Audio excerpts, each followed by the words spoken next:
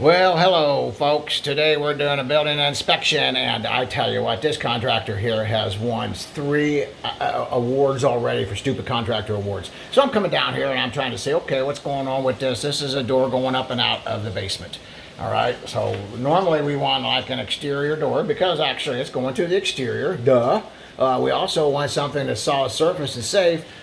This is a hollow core door. That's not it. So I mean, we just keep on getting stupider. But look at this wonderful cut.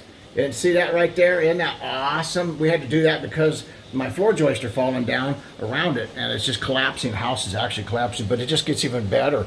Look here, my door is upside down. I tell you what, I don't even know a meth head would be this stupid. This is that bad. Oh, look here, we got termite damage happening in here too. It says, oh, this is a disaster. Thanks, folks, for watching our videos. Oh, stupid contractor award winner again. Hey, hit like and subscribe, follow us. We appreciate all your support, and share with your friends. I'm sure they get a kick out of this nuttiness too.